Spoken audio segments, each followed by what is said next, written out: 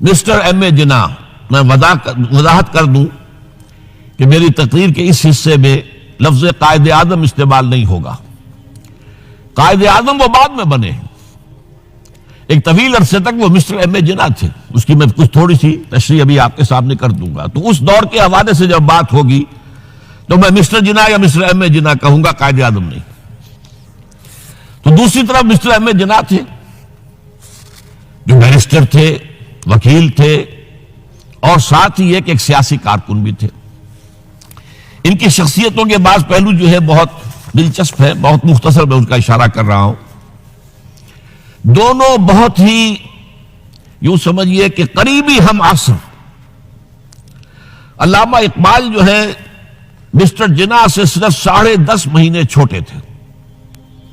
جناح صاحب کی پیدائش ہو رہی ہے 25 دسمبر 1876 کو، اور علامہ اقبال کی 9 نومبر 1877 کو، 10.5 مہینے کا فرق ہے۔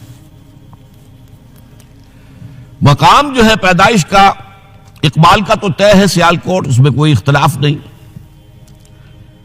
جناح صاحب کے مقام پیدائش کے بارے میں اگرچہ عام طور پر کہا جاتا ہے کراچی، لیکن حیدرآباد سندھ میں یونیورسٹی کے ساتھ ملحق ہے انسٹیٹیوٹ آف سندھولوجی، وہاں کے محققین کا فیصلہ ہے اور تحقیق کے بعد کہ وہ جھرک ایک مقام ہے ٹھٹھا کے قریب، وہاں پیدائش ہوئی تھی۔ بہرحال اس مسئلے کو چھوڑ دیجئے، کوئی دلچسپی اس کی کوئی اہمیت نہیں ہے۔ ایک البتہ بات ذرا دلچسپی کی بھی ہے، علامہ اقبال کے بارے میں معلوم ہے ان کا پس منظر خاندانی جو تھا وہ کشمیری پنڈت، کوئی اختلاف نہیں۔ ایم اے جناح کے پس منظر کے بارے میں اختلاف عام طور پر مشہور ہے کہ وہ اسماعیلی کھوجے تھے، لیکن مجھے ایک عجیب اقتباس ملا ہے۔ یہ 1964 میں آپ بیتی نمبر شائع کیا تھا ماہنامہ نقوش نے، 1200 صفحے کا۔ اس میں تمام مشاہیر کی زندگی کے حالات ان کے اپنے تحریر سے یا اپنے قول کے حوالے سے بڑی خوبصورتی سے جمع کیے گئے۔ اس میں مسٹر جناح کا قول یہ ہے کہ میں اصل میں منگومری کے علاقے کے راجپوت ایک خاندان کی نسل سے ہوں۔ اس میں ان کا قول سنا دیتا ہوں، میرے پاس اس کی یہ فوٹو سٹیٹ موجود ہے۔ میں پنجابی راجپوت ہوں، کئی پشتیں گزری، میرے ایک جد کاٹھیا واڑ چلے گئے تھے، وہاں انہوں نے ایک خواجہ لڑکی سے شادی کر لی تھی اور انہی کے خاندان میں مل گئے تھے۔ اس وقت سے ہم لوگ کھوجوں میں شمار ہونے لگے۔ میرے وہ جد جو کاٹھیا واڑ چلے گئے تھے ضلع منگومری کے رہنے والے تھے۔ اب اس کا حوالہ کیا ہے؟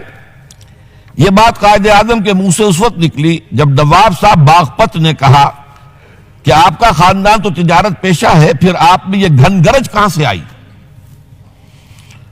تو اس کے جواب میں قائد اعظم نے فرمایا کہ میں اصل میں اسماعیلی کھوجا نہیں ہوں، بلکہ میری رگوں میں جو خون ہے وہ راجپوت کا ہے۔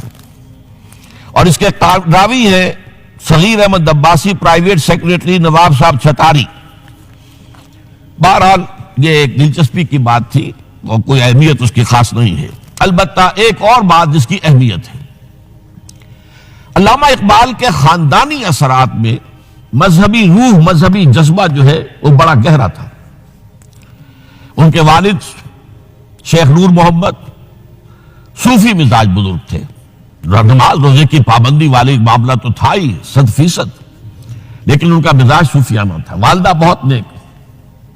پھر ان کی ابتدائی تعلیم جو ہے جس ماحول میں ہوئی ہے، علامہ میر کاشمیری بہت بڑے عالم، بہت بڑے جو ہے مدرس، ان کا فیض حاصل ہوا ہے۔ تو یہ اقبال کی تربیت کے اندر، ابتدائی تربیت کے اندر مذہب کا حصہ کافی تھا۔ ایسی کوئی چیز محمد علی جناح کے معاملے میں ہمارے علم میں نہیں ہے۔ جناح پونجا ان کے والد تھے اور ایک عام درجے کے کاروباری تھے، چمڑے کا کاروبار کرتے تھے، لیکن اس میں شک نہیں کہ ذہانت، فطانت، محنت، مشقت میں محمد علی جناح بہت آگے تھا، بہت آگے تھا۔ اس نے 16 سال کی عمر میں میٹرک تو کیا، لیکن پھر ذرا غور کیجئے 20 سال کی عمر میں انگلستان سے بیرسٹری کر کے واپس آ گیا،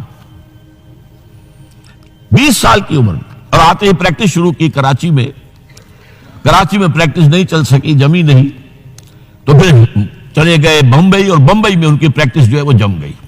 اب یہاں سے معاملہ جو آگے کا ہے وہ بہت اہم ہے۔ محمد علی جناح کا مزاج بنیادی طور پر سیکولر اور نیشنلسٹ تھا۔ چنانچہ 1906 میں جب مسلم لیگ قائم ہوئی ہے، وہ مسلم لیگ میں شامل نہیں ہوئے۔ ان کا کہنا یہ تھا کہ اس کا نصب العین بلند نہیں ہے، اس کا مقصد اعلیٰ نہیں ہے۔ یہ کیا؟ یہ صرف اپنی جداگانہ نمائندگی کے حصول پر اور انگریز کو اپنی وفاداری کا یقین دلانا، یہ کوئی اونچا نصب العین تو نہیں ہے۔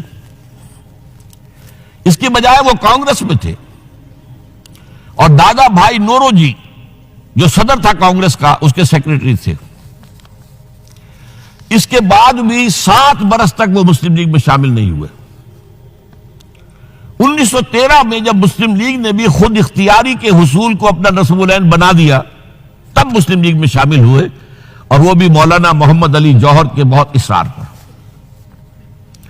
اس کے بعد بھی 1920 تک انہوں نے ڈوول ممبرشپ برقرار رکھی، کانگریس کے بھی مسلم لیگ کے بھی، اور اس پورے عرصے میں ان کا سارا رول یہ تھا کسی طرح ہندوؤں اور مسلمانوں کے درمیان مصالحت ہو جائے، کسی طرح کوئی فارمولہ طے ہو جائے جو ایگریڈ اپون ہو، جس سے مسلمانوں کی تشویش بھی ختم ہو، انہیں بھی کچھ اطمینان ملے کہ ہمارا مستقبل جو ہے وہ بہت خطرے میں نہیں ہے، ہمیں کوئی اطمینان حاصل ہو جائے۔ اس کے لیے کوئی فارمولہ بنے، کسی طریقے کی محنت کی جائے۔ اس کے لیے جو سر توڑ کوشش انہوں نے کی ہے، اور جان لیجئے کہ ان کے ذہن کے اندر، جیسا کہ میں نے کہا ہے، وہ انداز جو ہے وہ سیکولر اور نیشنلزم کا بہت گہرا تھا۔ ان کو ان کی ان خدمات کے طفیل میں کہا گیا ایمبیسڈر ہندو مسلم اتحاد کا سفیر، اور یہ کہنے والا کون؟ گوکھلے۔ لیکن یہ کہ انہیں قدم قدم پر مایوسی کا سامنا کرنا پڑا۔ انہوں نے بڑی محنت کر کے، چونکہ 1920 تک ان کے پاس ڈوول ممبرشپ تھی، تو کوشش کی کہ کانگریس کا اور مسلم لیگ کا اجلاس ایک ہی مقام پر ہو، تاکہ لیڈروں کا آپس میں میل جول، گفتگو، وہاں پہ ان کے بھی سارے لیڈر آئے ہوئے ہوں، ادھر کے بھی آئے ہوئے ہوں، تو اس سے یہ کہ گفت و شنید سے کوئی راستہ نکل آئے۔ چنانچہ 1915 میں بمبئی میں اجلاس ہوا، اور 1916 میں لکھنؤ میں، اور لکھنؤ میں پہلی مرتبہ ہندوؤں نے کچھ مسلمانوں کے اس مطالبے کو تسلیم کیا کہ انتخابات جو ہیں جداگانہ اصول پر ہوں گے، مسلمانوں کو ان کی جو تعداد ہے آبادی کی، اس کی نسبت سے سیٹیں ملیں گی۔ یہ جناح کی بہت بڑی کامیابی تھی۔ لیکن اس کے پس منظر میں نوٹ کیجئے ایک اور چیز تھی بڑی اہم۔ سن 1918-19 سے ایک عظیم تحریک ہندوستان میں شروع ہو چکی تھی، تحریک خلافت۔ کیونکہ خلافت عثمانیہ کو ختم کرنے کے لیے بڑی سازشیں چل رہی تھی، یہودی سرگرم تھے، اور برطانیہ کے ذریعے سے وہ چاہتے تھے کہ اس کو جو ہے وہ ختم کیا جائے، خلافت کو۔ اس وقت ہندو مسلمان ایک ہو گئے تھے۔ گاندھی خلافت کی تحریک میں شریک ہوا، حالانکہ کہاں گاندھی کہاں خلافت، کیا ان میں رشتہ کیا ہے، لیکن اسے اندازہ ہو گیا تھا کہ اگر ہم نے مسلمانوں کا ساتھ اس وقت نہیں دیا، جبکہ پورا ہندوستان گونج رہا تھا، بولی اماں محمد علی کی جان بیٹا خلافت پہ دے دو، ساتھ ہیں تیرے شوکت علی بھی، جان بیٹا خلافت پہ دے دو، پورا ہندوستان۔ ایک عظیم تحریک تھی، اس میں کوئی شک نہیں، بہت بڑی تحریک۔ لہذا اس پس منظر میں اسی کا اثر میں سمجھتا ہوں یہ ہوا کہ لکھنؤ پیکٹ ہوا 1916 میں، اور قائد اعظم کو اس میں کچھ سہولت جو ہے وہ نظر آ گئی، اپنی کامیابی کی شکل نظر آئی۔ لیکن جیسے ہی تحریک خلافت ختم ہوئی، ختم تو اس لیے ہو گئی کہ مصطفیٰ کمال پاشا نے خود ختم کر دی خلافت۔ وہ تو جیسا کہ پھر علامہ اقبال نے بھی کہا تھا، چاک کر دی ترک نادا نے خلافت کی قبا، سادگی اپنوں کی دیکھ اوروں کی عیاری بھی دیکھ۔ بہرحال خلافت ختم ہو گئی تو وہ سارا جوش خروش وہ سارا ختم ہو گیا۔ اس لحاظ سے یہ ہے کہ صورتحال تبدیل ہو گئی، اور اب ہندوؤں کے اندر دوبارہ وہ اپنی جو عصبیت اور مسلمانوں کے خلاف ان کے اندر جو جذبات تھے وہ اوپر